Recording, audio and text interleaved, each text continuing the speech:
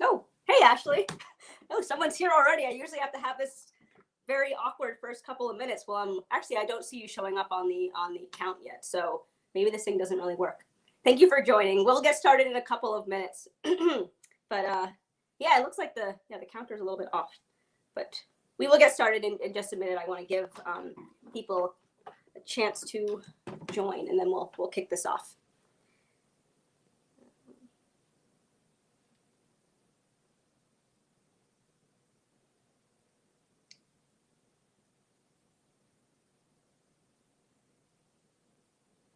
I'm actually not seeing that this is being live on my phone right now, but it must be because Ashley is here. So hold on a second. What's going on?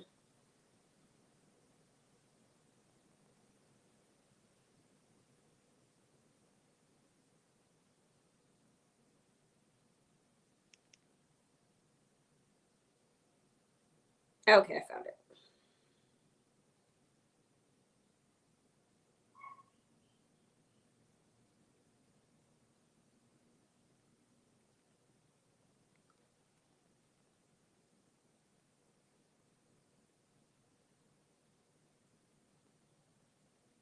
Okay. Now I think we're actually gonna get started in just a minute. My dog is outside and she's barking and it's like 90 degrees, so I gotta let her in because it's probably easier to do that now versus if we get started. So I'll be right back, and when I get back, we'll get this started.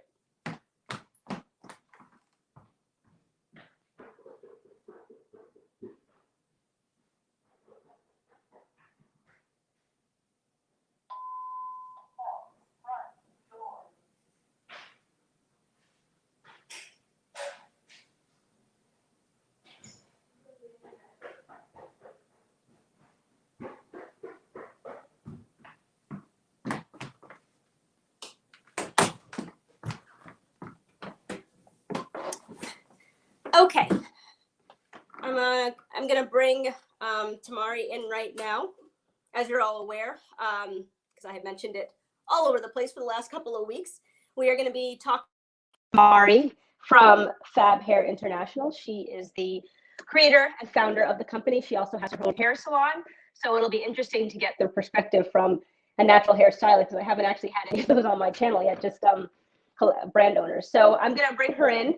I do have some questions of my own, but it's just going to be an open discussion as usual. Let me know if you have any questions, or questions for me, questions for her, and let's just keep this open and interactive. I'm going to bring her in right now.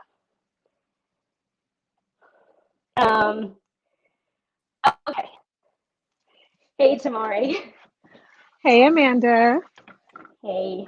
So I'm just gonna, so Ashley, so before this live, we connected a couple minutes early just to make sure that everything was working. We were talking about my wash and go. So Ashley, I guess you've seen the video. I guess you missed the live, but you watched the replay. You're saying the wash and go looks good. You've got some definition on your end.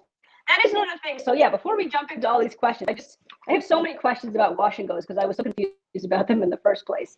But yeah, so it's crazy because I don't know. I think like putting in the gel last night, like it looks so different than it does now. And then as you can see, I just have like some areas where like I have like a really, I have like a really nice coil hanging down there. Although I think this is the only set of strands in my hair look like this. But it's just like some places it'll only be, coily on the end, but everywhere else is just like frizz. I don't know if that's humidity or whatever. But is there anything that you can do to like combat that kind of thing when you're doing wash and goes, or based on like what you saw from my footage, like my technique and all that? And you have any recommendations? So I saw that you did the raking method for yours primarily, right? Was that? Yes, I didn't do any. I know you tried a couple. I just did the raking method and praying hands. Those are the only two things that I did. Yeah. So what I do recommend, especially with my products is, and I just did it with my cousin because she has the same kind of issue with her wash and goes getting fluffy at the roots. So I kind of hold it and stretch and like kind of press as I'm applying the product. I apply it into the roots as well before I do the praying hands, just so that way it gets a nice like amount of product at the base too. It still is going to puff up more than what your ends are. It's not going to be quite as defined, but it does help kind of those curls clump together a little better. Yeah, but I did as try you that fluff it, in the it kind beginning. of does. Actually, Yeah. because I did do that, and I didn't know if it was just because like, and that actually raised a question for me. Given that I've used these products for the 3 weeks, and I mentioned this in my videos, I take walks outside now. It's incredibly humid. It's incredibly hot. You know, the heat, sweat, and all that causes my hair to shrink. There's not really any way thing to combat that, is there? Unless you like tie your hair down with something and like just not let it, experience anything pretty much at all, because I spent the first year natural inside because I was in strict quarantine. So like my entire experience of having twist outs and braid outs is in the context of being inside of my house. Like I didn't go outside during the winter. I hardly went outside last summer. So I'm walking around. I'm like, you leave the house with these defined, beautiful curls, and then you come back, and like, not that there's anything wrong with this, but I mean, like, there's a difference between definition and no definition. So there's not really anything you can do about it, is there? Not really. I wish I could say there was. Yeah. Not really. It's kind of one of those things where, you just kind of got to work for it. Exactly. Put it this way, if there is, I have not found it yet. I will say that. So maybe there is, and maybe somebody knows something I don't know, but I have not found out how to combat humidity and like the swelling and some of the frizz that comes along with that. It's funny you say that though, because about coming up with technique. So one of the things that I actually do when I work out exclusively at home, so I can look whatever way I want to. I think I posted it on my Instagram, but like my bedtime routine, where I use 8 silk scrunchies. I tie a knot at the top and then at the bottom, because my ends frizz out like crazy. So I kind of just like band it. It's not like banding because I don't have anything in the center. Yeah, I've seen I have a scrunchie here, scrunchie here, and then I have silk around my edges. That is how I work out. And then I just wait for my like scalp to dry, and then when it does, I take my hair out, and I will maintain definition for 7 days. So that I know works, but I can't walk around outside like that. So that's the only thing. So if you're gonna have to go outside. Yes. So if you're going to have to go outside and you're not okay walking outside like that, which completely understandable, I wouldn't either. That's kind of the only way you're going to be able to hold the style. What I do recommend usually is, well, not because you've already kind of lost definition, but you can kind of stretch it a little bit with like a cool blow dryer after the fact, or as your hair is still like maybe a little bit damp. I didn't have the patience, so I just kind of I spent like a few minutes. I took humongous sections, and I was like, okay, never. This is actually not going to work. But also, it's funny though, because well, it's not funny. It's kind of annoying. But whenever I do like my like quarterly blow dry, I always like by the time I get to the other side of my hair might be like down here when I first blow dry it, but it's up to here. Like my hair just shrinks incredibly quickly. So I did stretch it, and I had one like when I did this section first, it was like down here. But then by the time I was finished with the second section, it was back there. So at that point, I was just like, what's the point of even doing this? Like, you just kind of my hair's going to grow, and the bigger it gets, the more hang time I'll get naturally. Yeah, and because you live somewhere that's extremely humid, especially during the like spring and summer months, that's kind of just unavoidable. I wish I know better. No, and I assume that was the case. But you know what? I like doing experiments, so I am going to do that anyway. I'm going to figure something out. Or I might not. Who knows? Let me know when you figure it out, so that way I can pass this information on. Exactly. Hey Zoe, thank you for joining. We were just talking about the wash and go that I did last night. I did a live on my channel. If you haven't seen that yet, sorry, it's a little bit long, but styling is a long process. But if you want to see how I did my first wash and go, you can take a look at that live. I did use all of the FAB Hair International products except for the rose serum. I have not used that yet, but I will be getting to that as soon as I'm done with my current one. But I had a really great experience, and my hair, even though I have lost definition, we were talking about this, like you can't really maintain definition walking out in the heat and humidity, with certain kind of hair textures.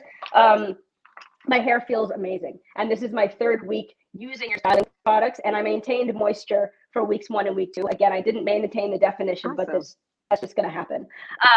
So I know they worked really, really well for me. And I was a little bit nervous at first because your products are very light.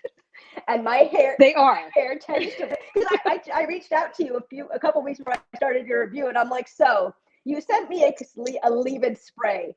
What am I supposed to do with this thing? There's no way this is working. Hair.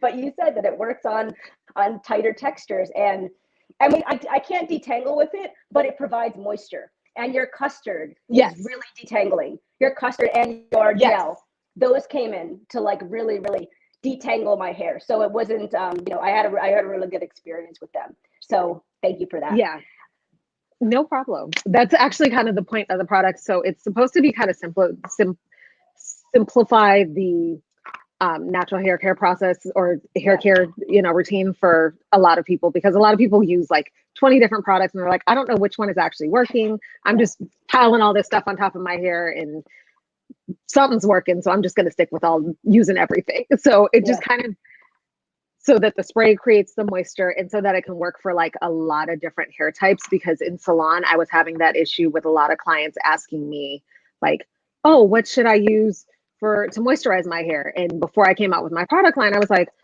I had to know like 20 different brands because one brand worked for one type of hair, one brand didn't work for it. It just was a lot. So I was just like, let me figure out something that works for my clients who have locks, braids, where their hair natural. And then I also use it for my clients who have press and curls. I actually use it as their leave-in conditioner after their shampoo. Who have what? Just something that who like wear presses, like silk presses and stuff like that. Okay. So I actually use it on their hair as well. So I wanted something that just could kind of work across the board, but that wasn't really heavy. And then you can add your styling product on top of it that would kind of have more of your slip and your hold and everything kind of all in one. So you don't have to use a cream, a gel, whatever else you may be, a foam, and you know, whatever other products that people like to layer on top of each other. I like that you mentioned about the, you know, it's hard for people where they're using 20 products and they don't know what's working. And I mentioned this in my first review that one of the things that I think is really, my ingredients review, that one of the things I think is really cool about your products, obviously they have incredibly short lists, but they're all so similar and they're just slight adjustments from product to product. So if one of the products worked for you, they all do pretty much. So, you know, if there's something that's not working for you, it's probably because one of those, you know, short list of ingredients doesn't work for you. And then you can, you know, it's probably easier to target in that case. So absolutely, you know, I really love that about them. So RDZ3RDZ, she says, yes, I love the Fab Hair Custard on my short hair. So I know I'm not the only one that it works for, although I knew that was not the Yay. Yeah, I use it on my own hair, so that's my daily styling product that I choose out of the lot. Well, I use the spray and the custard on myself to do my waves most days. So yeah, so it works for a lot of different stuff. And it's a simple collection, and I love that about it. Yeah. So we kind of jumped in because we were talking about my wash and go. This was my first ever wash and go. In case any of you missed that, and you know, I was just trying to get her thoughts on how I did, and I had questions about frizz. Can't do anything about frizz, just like it's a natural way of life. But no, my hair still feels really moisturized. It's my third week using their products, and they all work really well for my hair. So thank you for creating those products. But I do have a list of products here just to like step a little bit back and more introduce yourself and your background, which might be helpful for people. Sorry, we have one question. Can you use your products for people that protective style often? Yes, absolutely. I'm sure we'll probably get to this a little more in depth later on. But yes, it's actually made to be used by almost anyone. The moisture mist is perfect to use as like a braid spray, or if you wear locks, anything like that, just as a spray to keep your hair moisturized while you're in those protective styles. And then the drops, of course, they're good for anybody's scalp. So if you are looking for soothing and also locking in moisture, which stimulates hair growth, it's perfect to use with protective styles. Absolutely. Yeah, this is her oil. I haven't used this yet, but this is the drops that you were talking about, right? Yes, those are the drops. Yes. Yeah. These products are really bad because I was just reviewing them, so I don't have them here. But anyway, so okay, the first question that I have for you. Tell us a little bit about your background. I understand that you are a licensed cosmetologist. We've talked about that. How did working behind the chair lead you to creating your own product collection? So, yes, I am a licensed cosmetologist. This is actually my 20th year in the industry. My God, I don't feel like I'm old enough to say that, but interesting. You have a lot of those moments when you get to reach a certain age. Yeah. So the way they came about was I had a lot of clients just asking, because a lot of clients were transitioning to natural, that kind of stuff. So just kind of them trying to figure out what they could use on their hair. And I was like, I had a client who had survived breast cancer and she needed an all natural product. And she was having a really hard time finding something that she could use that she felt comfortable with not, that wasn't going to cause any adverse Yep. issues health-wise. So we started kind of looking at ingredients and I was like, I wonder if I could mix this together and like do something myself. She has locks. So we originally started mixing it together for her locks to have a spray to keep her locks moisturized. And then I started tweaking it a little bit to see if it was something that could work for other hair types, like for people who wear their hair naturally curly, for people who wear protective styles, those kind of things. And me and her kind of work together because she dabbles in that, in like ingredients and natural products as well. So we kind of work together to figure that out. And it actually, once we got it, we were like, oh my gosh, this is amazing.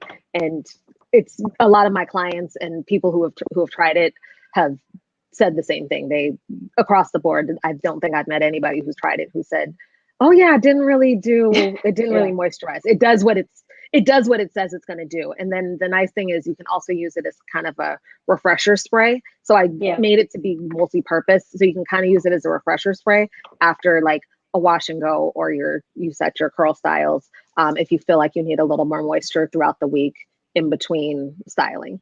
Is that the point of it? Because I keep seeing them come up in collections.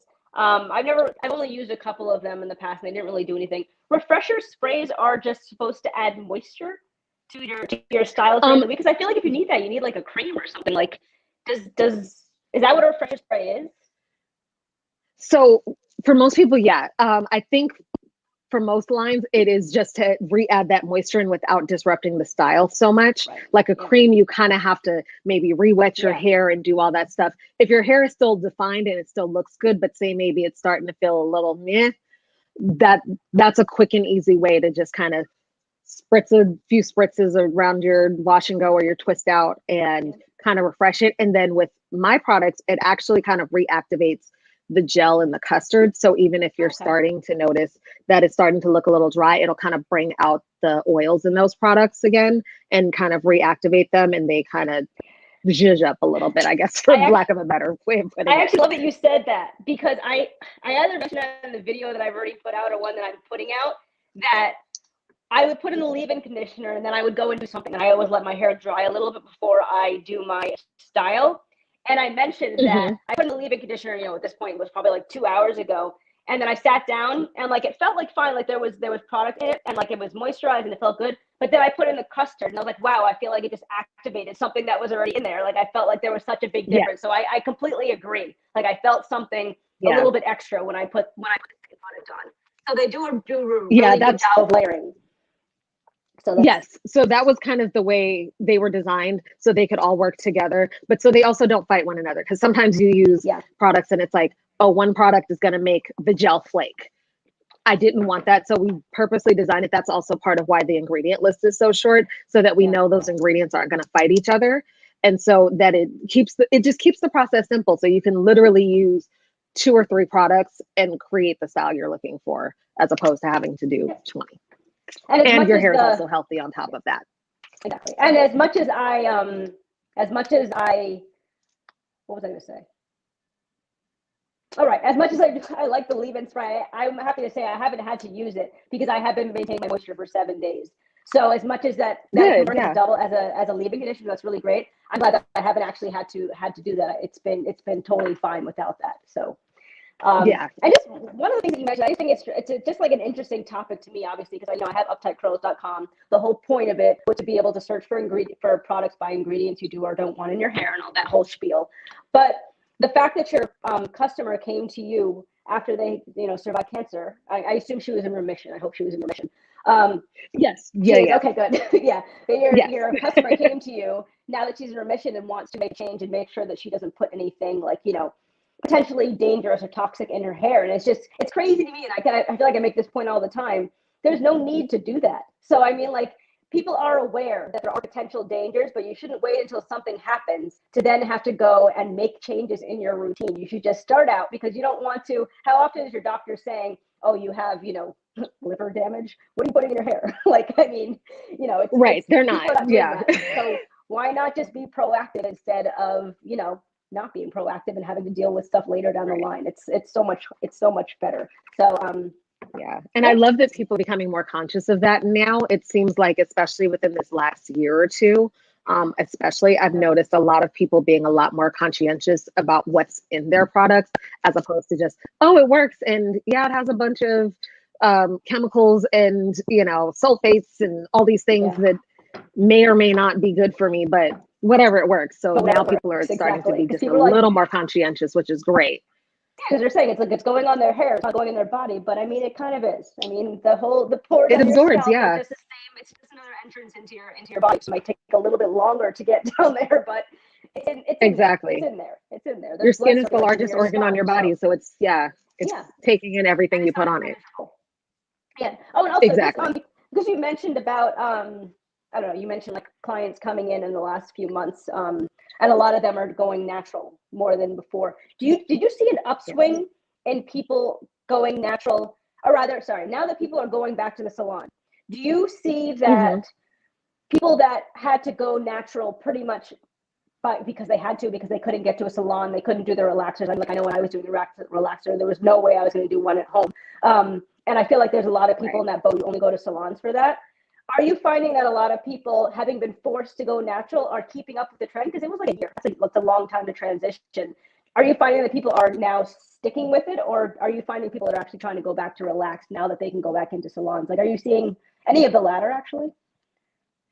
Actually, so most of my clients who ended up going natural during the pandemic have stayed natural. I live in California, so relaxers aren't as big of a thing out here as they are down south and back east, because our weather is not quite as humid. So it's not as big of a thing, but I still had quite a few clients who had relaxers, and they were actually shocked when they started using my products and taking care of their hair at home. As they started transitioning, they're like, oh, this is a lot easier than I thought it was going to be. So sure, let's stick with it. And some of them, they've been, it's been, I think one of my clients, it's been like a good year of her well, actually more than a year, because I think she had just got her hair done just before we locked down. So she's now stuck with it and she's loving it. She's like, I didn't know my hair could do this. But a lot of times people think it's so unmanageable because nobody's taught them. And a lot of stylists up until recently didn't really know natural hair. So that was also kind of a thing too, because a lot of stylists were just like, press it or throw a relaxer on it, and it'll be easier for everyone. So why not? So I try to, and I get so mad when I don't know. I was gonna say, I get so mad when I think about that, because when I was younger, I just remember, and I didn't think about it at the time. I was like, whatever, I want straight hair too. But so many hairstylists told me that, like, you have to relax your hair because your hair is too difficult to work with. And like, they would charge extra because, I have thick hair. And to be fair, I mean, like, my hair looks pretty thick now. Actually, question for you, since I don't know if you can answer this in like a, just seeing my hair, would you say that I have high or medium density? It looks like, from what I can see and from what I've seen in your videos, you probably have high density. Okay, because I used to think that I had high density, but every time I do like a twist out or a braid out, I feel like it looks a little bit less like big. And then I look at like my sister's hair. I mean, obviously she's not on the camera right now, but like her hair is like dense.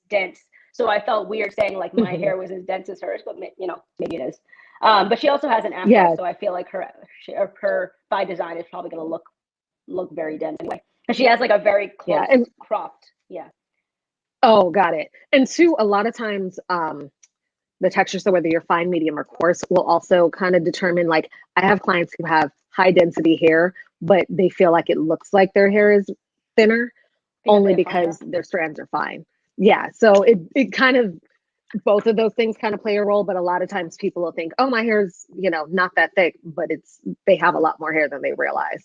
And I have, so I have like, if I have like coarse strands, and I do have pretty coarse strands, and even if it's like medium high density, it's going to look even more dense because of my thick strands. Yeah. So that makes sense.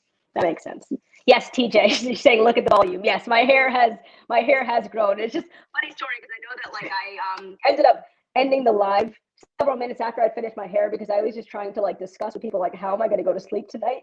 Because it was like 8:30 it was like 8 o'clock when I finished, and there was no way that my hair was going to be dry by the time I went to sleep. So I actually ended up just like I was so exhausted, like I couldn't stay up anymore. I mean, I don't know what my plan was. I wasn't gonna sit at my desk until the morning, but I just like slept in a face plant. Like I put my hair like this. Oh no!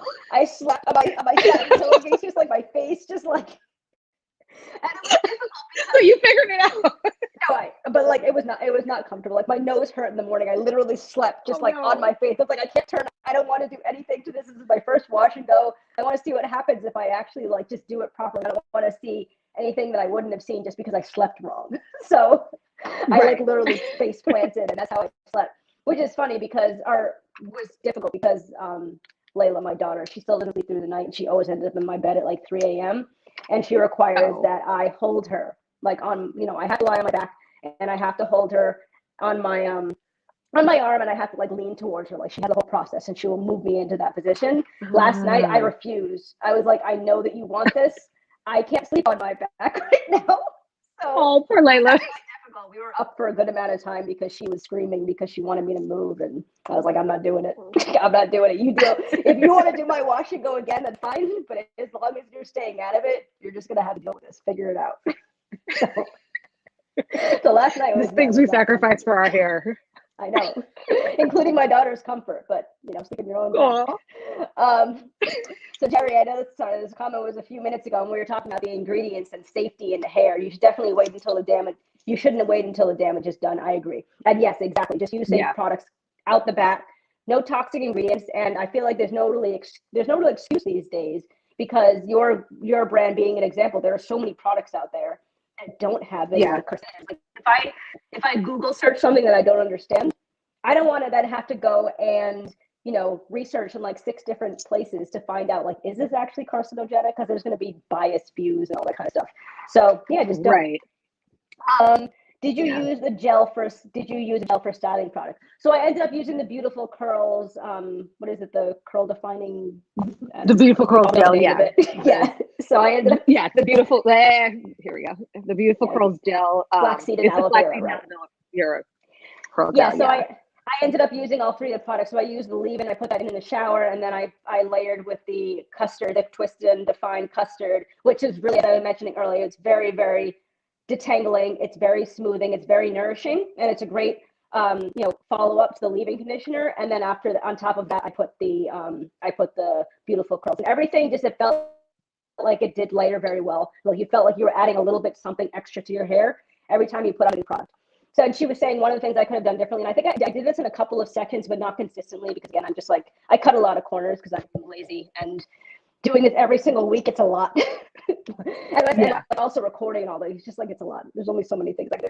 So I concentrated the gel at my roots in some places, but I didn't do it consistently to know that would have made a difference. And as I remember who was telling me this like multiple times last night. I worked in 2 large sections, so I didn't get the definition that I probably would have gotten. So, So I only use her styling products for these results. Hey Julie, thanks for joining, and hey Ashley, thank you for joining.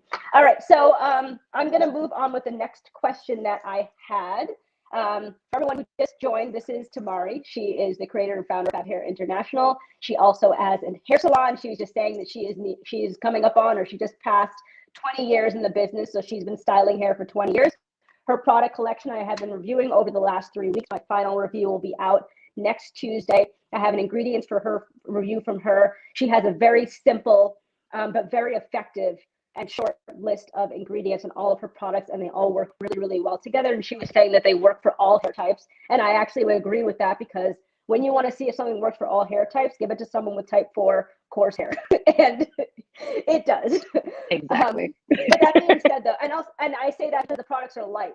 So because they are so light, I feel like they will work for finer strands. They will work for like the lower, like I don't even know, like AB. I don't know if that's if you can use them on like type. No, I mean 1 and 2. May not use it. Yeah, type 1 and 2 may not necessarily use it. It may be a little too moisturizing, a little too much oil content for those hair types, only because they tend to get a little oilier faster. But for type 3 and type 4, definitely. Exactly, and I would say probably the whole span of it, because as I said, they are thinner products, but they work really well on my hair. My hair is very prone to dryness, even though I've been able to retain moisture for a long time. But I think it's because of routine and using good products and all that kind of stuff. If my hair is if I put something in my hair that doesn't work, it's going to be dry, no matter how, well I've moisture changed at this point. So yeah, next question. I feel like I know the answer to this because I can tell that you love it. But do you ever think you'll give up the hairstylist aspect of your career and focus on your product collection?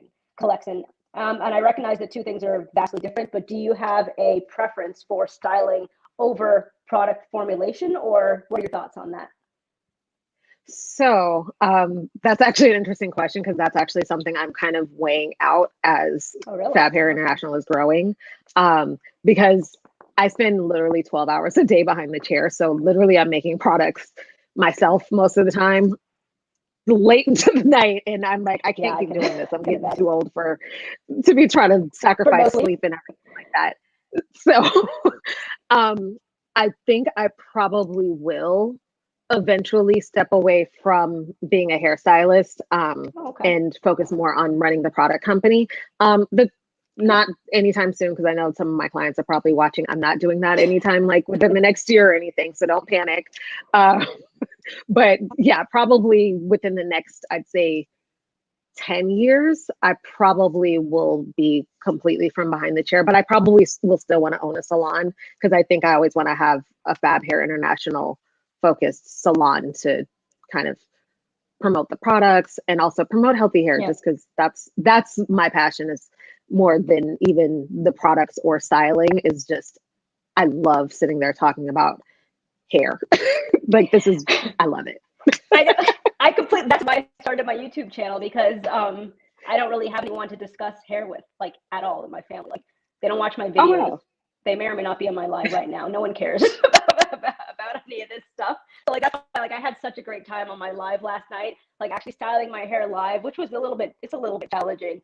But then talking through the process, getting advice from people who have done wash and goes before, like, there's such a community aspect to that. And as someone who has very much studied your website and your About Us and everything about you, I do know that you studied what was it, Pan-African Studies in school, and that kind of led to your whole, like, you understand like the cultural aspect of Afro-American hair and the community aspect and like the emotional level. So for that reason, I feel like you having that perspective, I feel like we can more trust you to, like, you understand on the emotional level, so you're not gonna make us anything that's gonna harm our hair.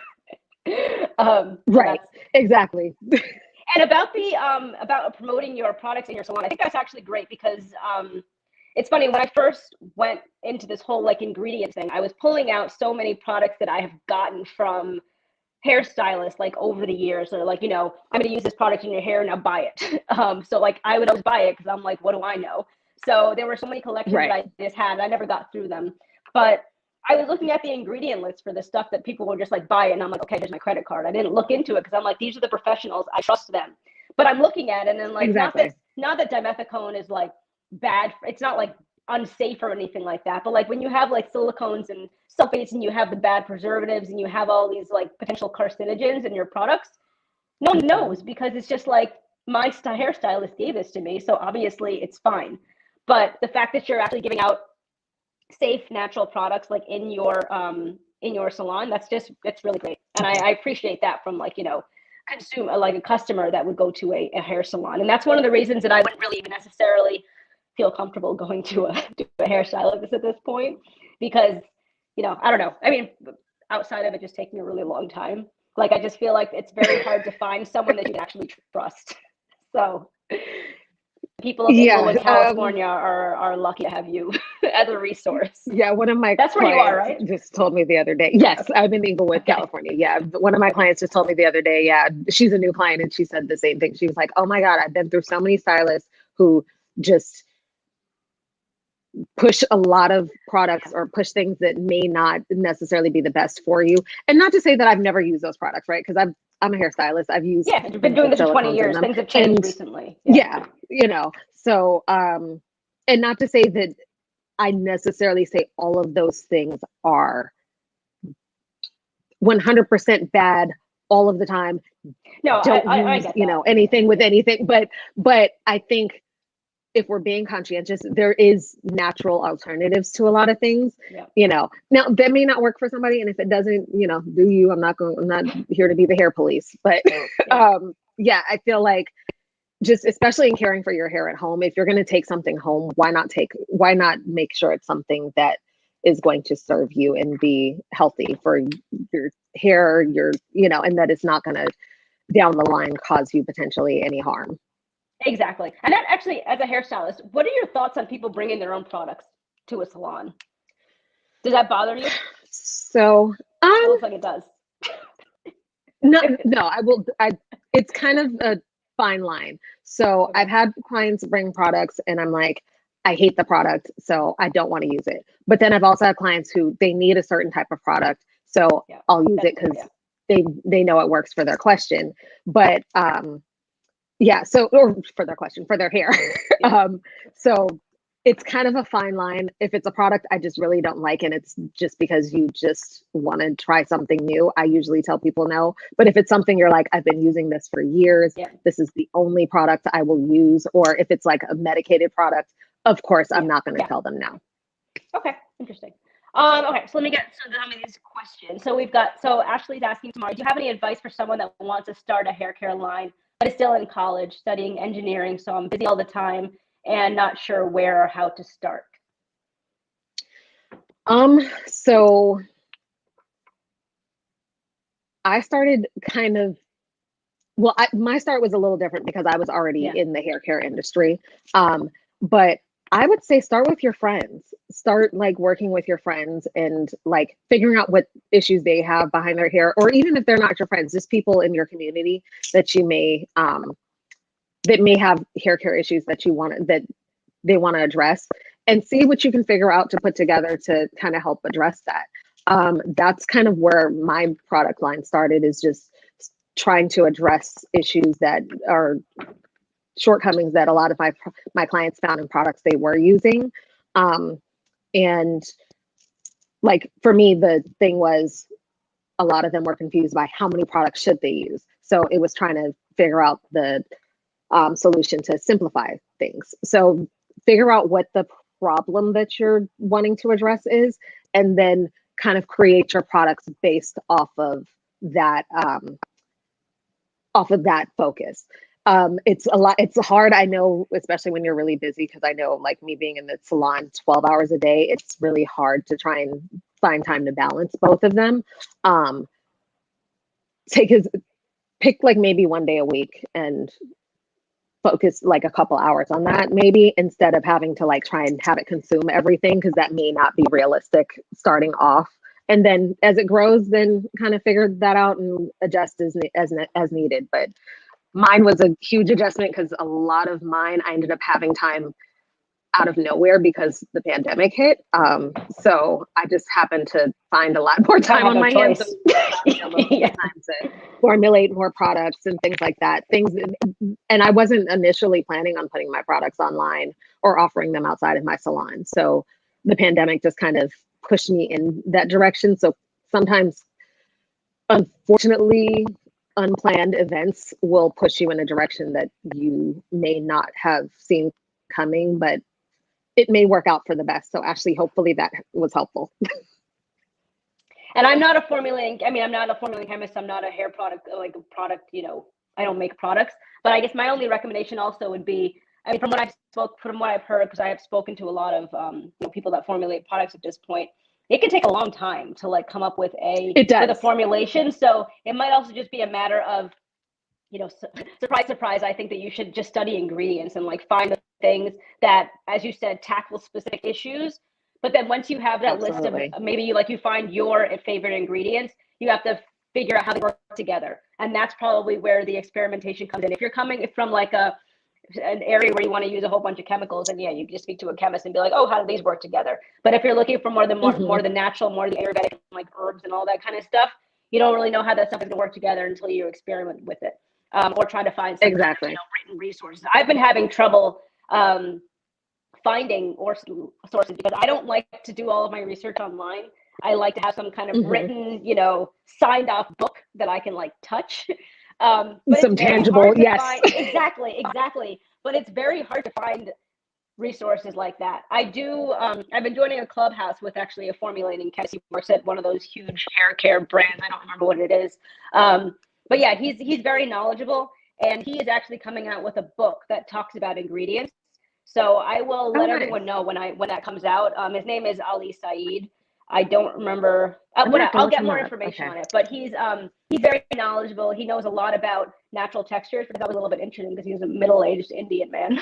but he knows his stuff. He knows his stuff, and I've actually been validating a lot of the things that I say with him, because one of the reasons I was nervous about starting a YouTube channel was people listen to people, and I know that because I spent a year transitioning. If like an influencer said buy this, I would buy it. Like, I listened to them like they were, like it was gospel. Like, these people know what they're talking about.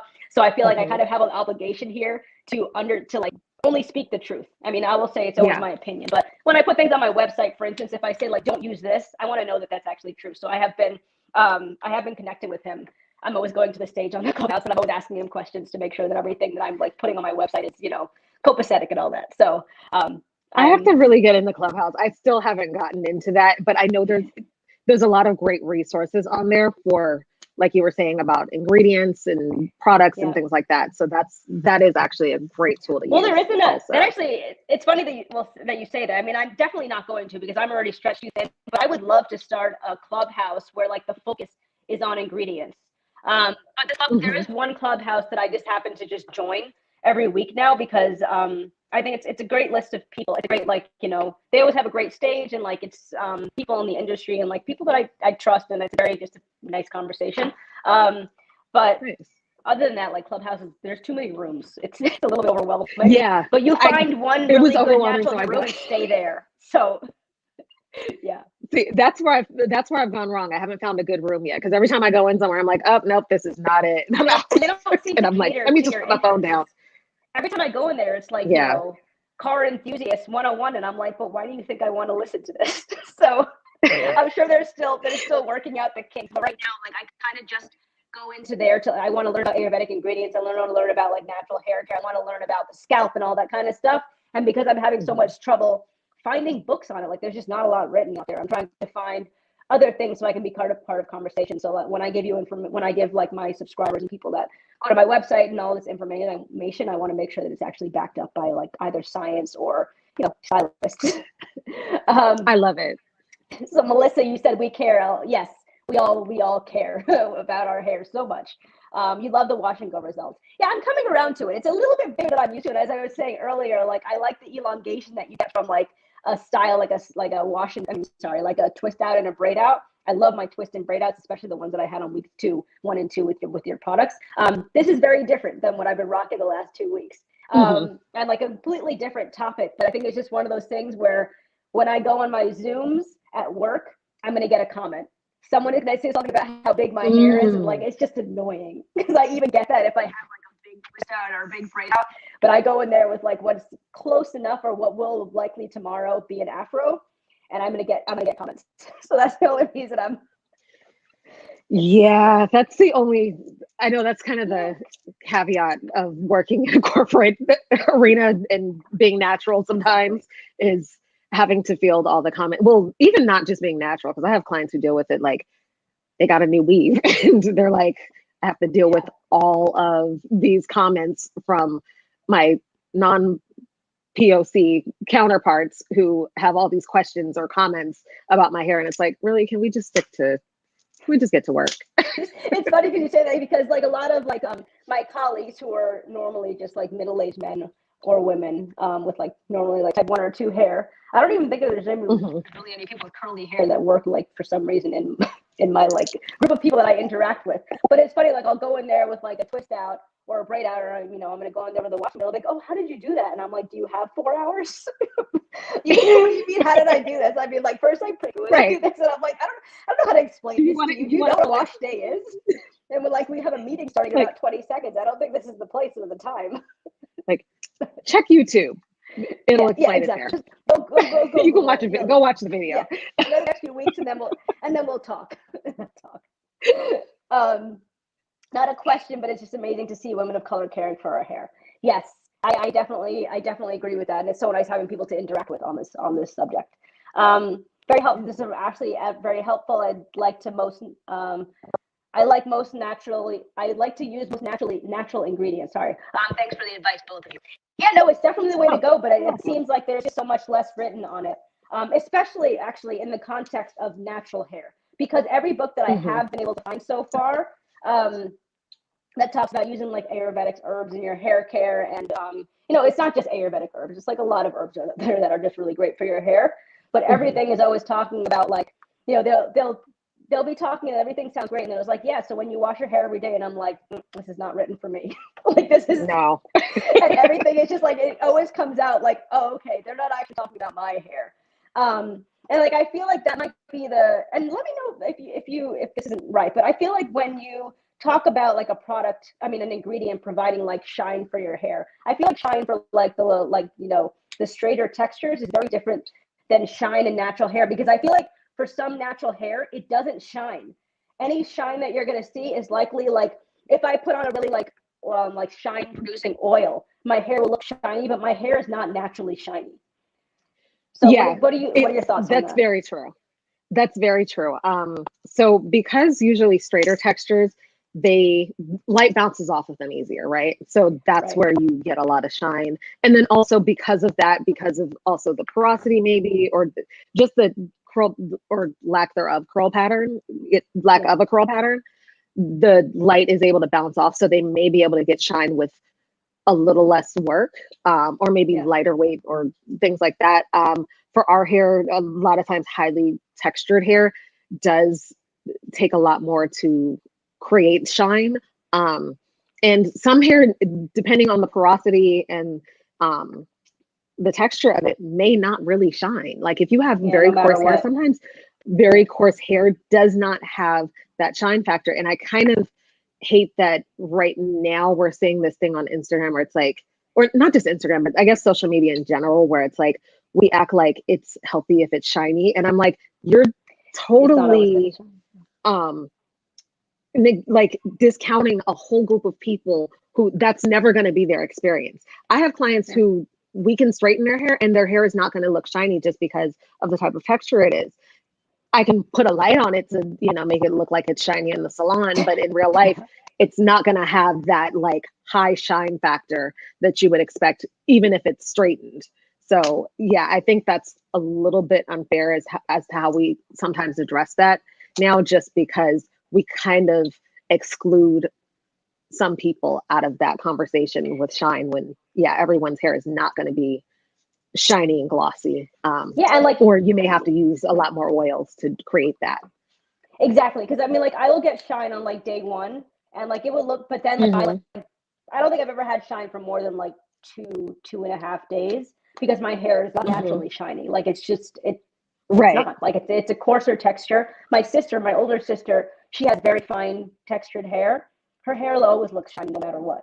But it's just it's different textures. And then actually, my other sister came and she was looking through my shelf, and she's like, I would like something, and I'm looking for something to make my hair shiny.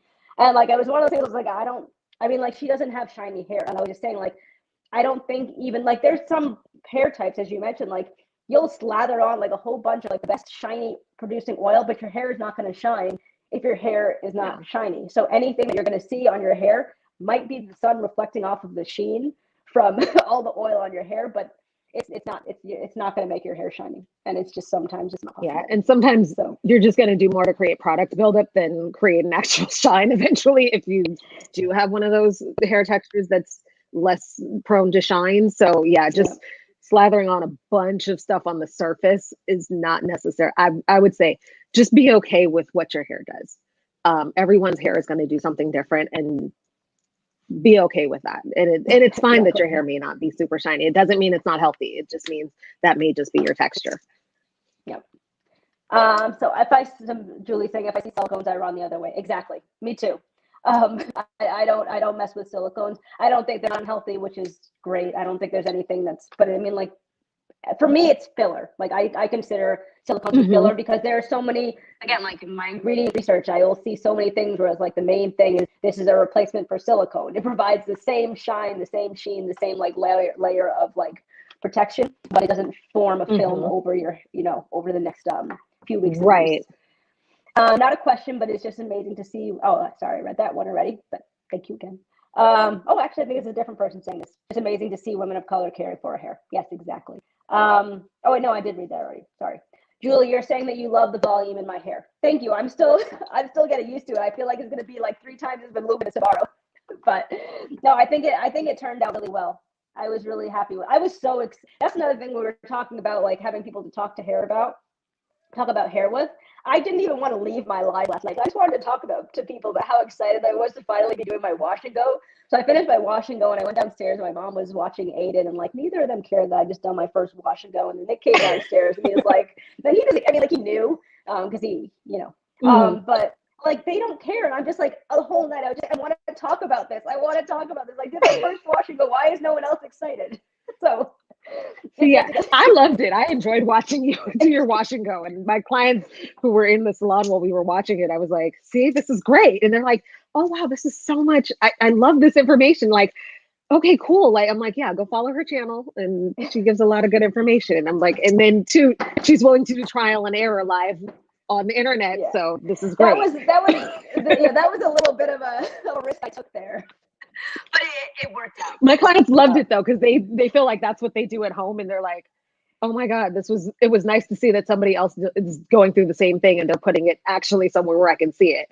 Exactly, and getting real. I mean, like for me, because I was the person doing it, getting real live, like advice was really helpful. Even like actually, one of the things that Julie, I think you're the one who told me at the end of my wash and go, the shaking of my head, like that way and that way and that way.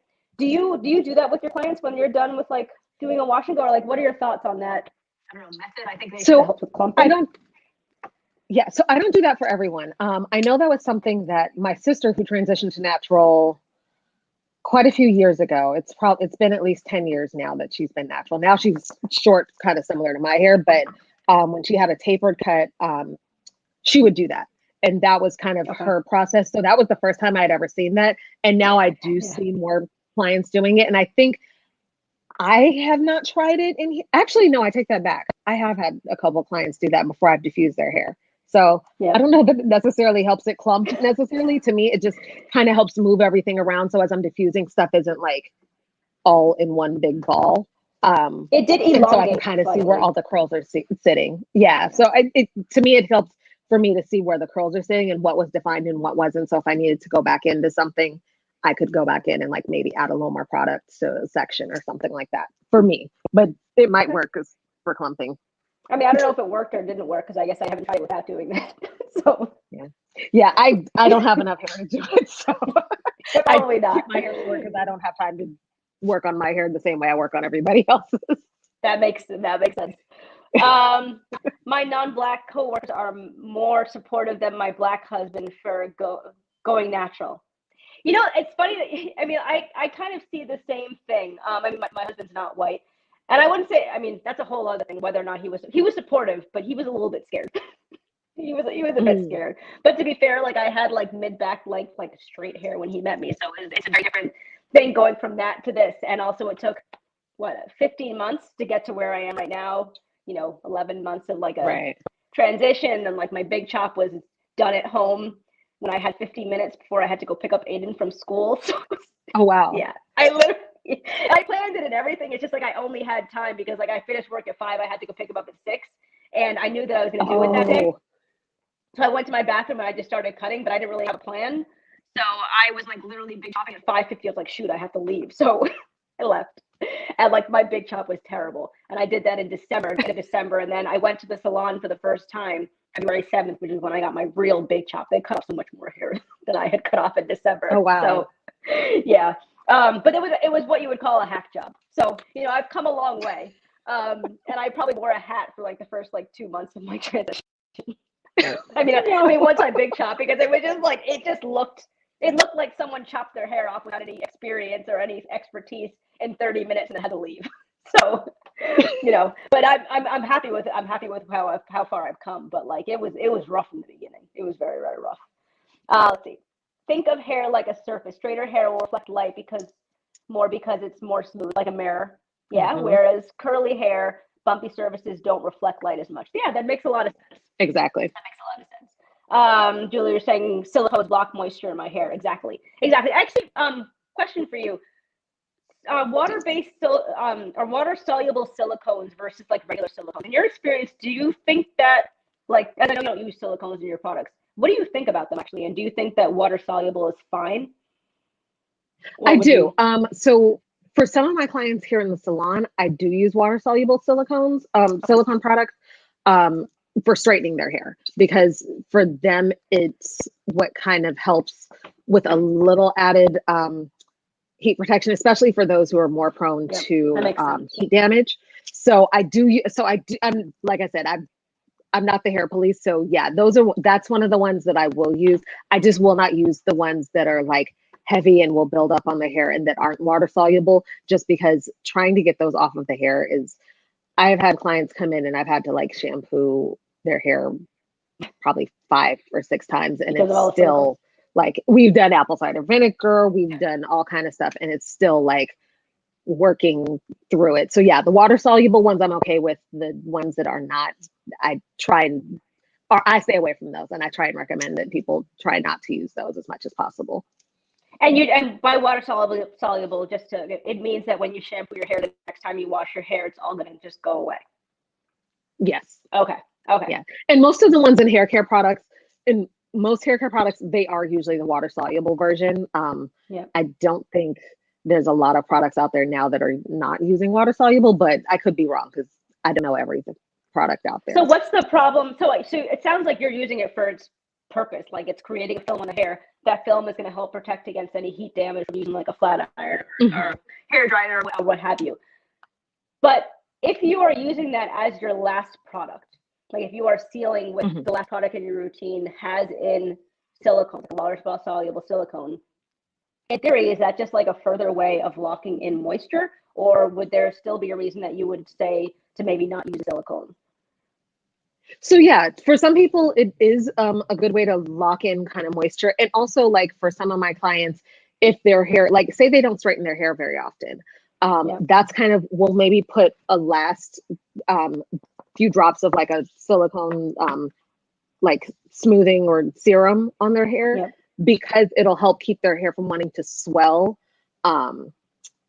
if they, like, soon as they go outside, if there's any moisture in the air. So it can be good as long, like I said, as long as it's water soluble, because in certain cases, you may want to block out some moisture, but not all moisture, obviously, right? So when you wash it, you want it to be able to absorb all that. But maybe if you're pressing your hair, you don't want to like walk outside, and as soon as like the slightest bit of humidity hits, you're like back in a fro.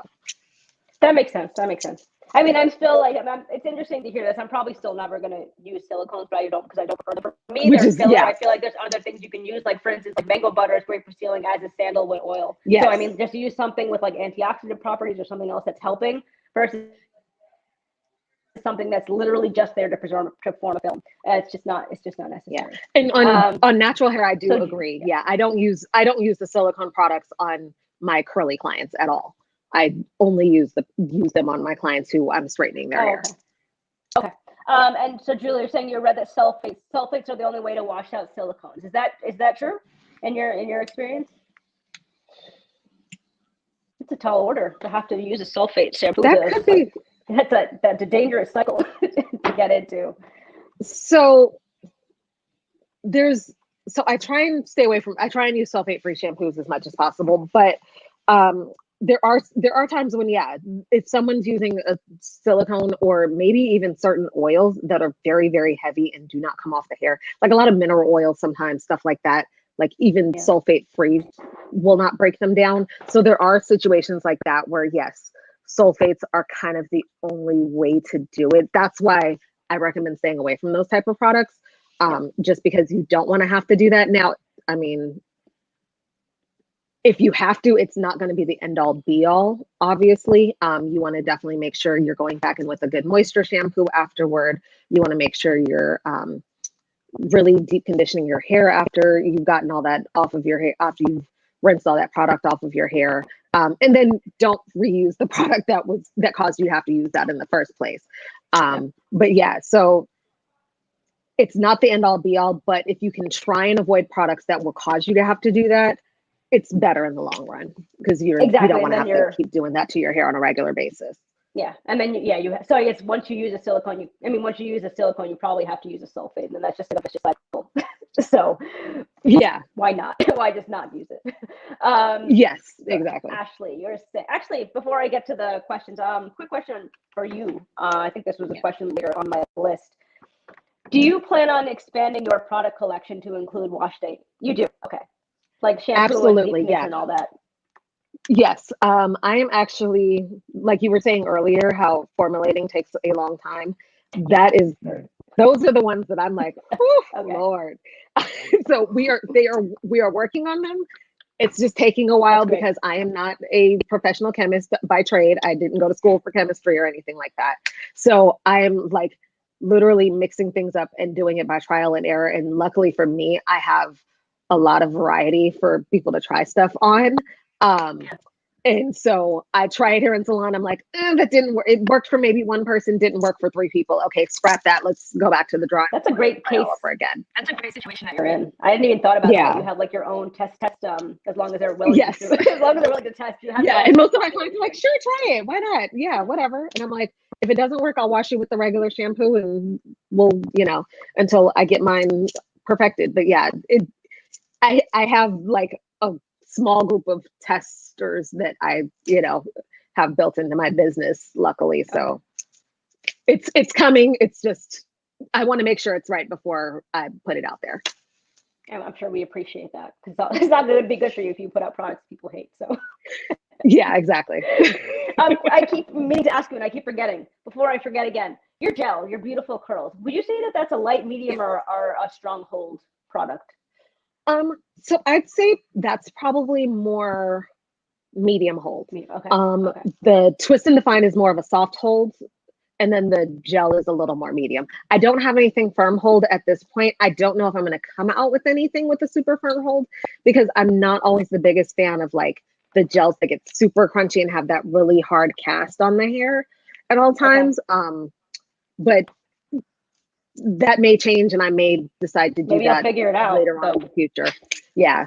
Maybe you can do a strong hold gel. We'll doesn't see. create such a cast. Who knows? Yeah, I know. If I can figure that out, that would be great. But I think usually, because when I was originally doing the flax gel, the way we were mixing it, it did have a firmer hold. But then the problem with it was that it kind of got crunchy and it would flake a lot easier. So that was why we added more of the oils in it and stuff like that, which softens the hold. So that kind of when we were in our testing phase.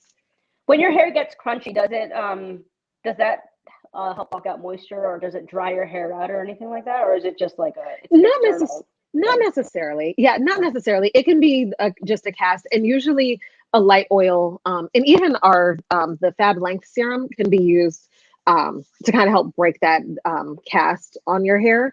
So like with our products, I'll have clients who will, like, even if they put it in their scalp, they'll rub a little bit in their palms and like maybe scrunch it through their hair after their sets, or use it to like untwist their sets, and that'll usually break that cast. So it doesn't necessarily mean that it's that it's drying or harmful. It's just that some people don't like that, so I try to stay away from it. And sometimes that hard hold can create flaking. Was my only experience with it. Yeah, I do get the impression that, to your point, like a lot of people prefer to not have that crunchy cast. So agree with that. Okay, so I actually realized we are now running a little bit over. Let me just get through these comments. I don't want to keep everyone here longer than they want to be, but so let me just see what people have said here. So Ashley said she's the same way with her friends and family. I guess this is back when I was talking about natural hair with your family. I get new products and stuff, and no one cares. They just see me spending money. Exactly. I get so excited when I get a new package and they're like, "Oh, it's an unboxing." I had Aiden unbox some kids products from Bo Peep Luxuries that were sent to me a few months ago, and I was trying to get them all hyped up. And I'm like, "You're gonna do your first unboxing. You're gonna try these new products." I was so excited to try them in your hair. I think I saw that. He's like, "I'll do this in a video, but I really don't care." I think I remember seeing that video, and he was like, "Oh, okay, this is yeah." And it was funny though, because he knew how to do an unboxing. He took it out and he was like, I was like, he's been watching my video. Yeah, he held the product in the video in the camera perfectly. I thought that was hilarious. Refreshing to see real life. Yes, that was definitely real life with my wash and go yesterday. Yeah, yeah, the sulfate thing, I was gonna ask about expanding your line, and Julie, you're saying you like a flexible hold gel. Yeah, I get the impression a lot of people like that. 'Cause just coming off the results today, I was wondering if I would try like what a wash and go with like a heavy hold gel would do to my hair. It would probably add some more elongation and stuff, but I don't think that I would like a crunchy cast. I feel like that's not the kind of thing. But I mean, like I've only tried like 2 gels pretty much ever. So you know, and this whole wash and go thing, I think I'm gonna start trying to do them every 3 weeks just to like figure out my own process. But yeah, no, it was a good first experience. It looks good on you. I think you should wear it more often. So yeah. Yeah, no, every 3 weeks coming up. But no, I'm glad that I finally did it. I was just so scared because, and I mean, I guess I'm seeing a little bit of that, but I had my less texture than I thought I did because again, like when I'm doing my hair, like especially the back quadrants, they look like such a looser curl. But I do a wash and go and like it's actually not. So I was expecting to have like probably like 3C to like 4C in my hair. And you know, it looks like I just have pretty much 4B and 4C. So you know, you don't really know until you know, you try it. Now is the time when you can look at your hair and you can determine your density and all that kind of stuff. I was so excited last night doing my first wash. I was like, this is my actual hair. This is the first time seeing it in 15 months since I went natural. So like this is my hair. This is like my type for just like hair typing. Question. So I do have like little like pieces in here. It kind of looks like, I actually think it looks pretty cool. It looks like little moisture droplets. But do you think that like the I don't know if you can see like towards the end, it looks like there's little rain droplets at the bottom. Do you think that's because I put in too much product, or what do you think that is? So usually that's just product sitting on the, like, because it was more product than the hair could usually absorb. Again, to kind of same thing with the cast, to kind of help alleviate that, you can use a few drops of oil and usually kind of just scrunch that over over those droplet looking pieces. And usually it's kind of like where water and like product were kind of probably dripping off your hair and like, but they got stuck and dried there. So yeah, that'll kind of go away with a little bit of oil though. Okay. I'm just going to take a look at my questions and see if there's anything that I'm just like dying to ask before we part ways. And if anyone else has any questions in the comment, we have gone over an hour now, so just be, you know, respectful of your time. Let me just take a, sorry, I'm just looking at my questions. No problem. I think we've talked about pretty much all of this stuff. So I think this has been a great conversation. We learned so much. One of the bigger questions is manage different. Okay. I guess the last question that I have here is when you're talking about like expanding your product collection, I understand you're working on like a shampoo. I don't know if you're doing like a conditioner and a deep conditioner too, but like the scope of products that you're planning on doing. I guess my question is, why did you decide to do a leave-in spray versus like a cream? And do you plan on creating like a thicker leave-in product in the future? Yes. So actually the product I am working on like actively right now is a leave-in cream or curl cream. So I am using mango butter base. It's just trying to find the right consistency, and that's where I'm struggling a little bit because I like it. It's not quite right yet. So but the spray was just so that it could be used by a little wider variety of hair types, as opposed to in like for protective styles, just so it could be more multi-use, because a cream is kind of one lane, just for mostly like curly textures. Usually like someone who straightens their hair probably isn't going to use a cream so much, or like if you have braids, unless you're using it before you put your braids in, you're probably not going to use as much of a cream while you're wearing your protective style. So I just wanted something that kind of worked a little more across the board initially, and then start kind of getting more specialized products or for people as we grow. That actually makes a lot of sense. So that was your global product, and it makes sense because that's the thing that you can spray on your hair and your braids throughout the week. So that actually 100% answers my question on that. But again, regardless, it still worked in my hair, but it, you know, it's not a leave-in cream, so it was different. But like those 3 products, they work so well together. So it's been great using them over the last 3 weeks. I'm going to miss moving on. I mean, but I feel like I always have this separation anxiety in week 3 of my, in week 3 of my reviews. But I look forward to trying your other products in the future when they come out. Absolutely. So I guess that's actually, that wraps everything up. If there's anything final that you want to say, go for it. If there are any final questions, let me know in the comment section. But otherwise, this was a really great conversation, and thank you for joining. Is there anything you'd like to say before you go? I just want to say thank you. You are actually our first YouTuber to review our products. So I really, really, really appreciate you. That's so awesome. And I love your website as far as the directory and having like all of the ingredient profiles. So thank you for providing that resource to the natural hair community, because a lot of people don't necessarily know where to go for that. So I really appreciate it. I actually send my clients to your website if they have questions on certain things. I hope it's helpful for them. I will take any constructive feedback you have, by the way. But yeah, no, it's great. So thank you. And just, yeah, thank you to everybody who's because the Twist and Define just launched about a week ago, and we sold out of everything we had of all the product that I had made that's great. Prior to the launch. So thank you to everyone who purchased products and who has supported FAB Hair International, and thank you to everyone who will possibly purchase and support in the future. All right. Well, okay. Well, thank you for all. If I'm ever in Cali, I'll come check out your salon. Exactly. As always, Ashley. Awesome. All right. Okay. So I guess thank you. It was really great. It was really great meeting, and I guess I'll talk to you on Instagram. All right. Thanks, Amanda. It was wonderful chatting with you. Have a good one. All right. So I guess I'm gonna end the broadcast. So bye, everyone.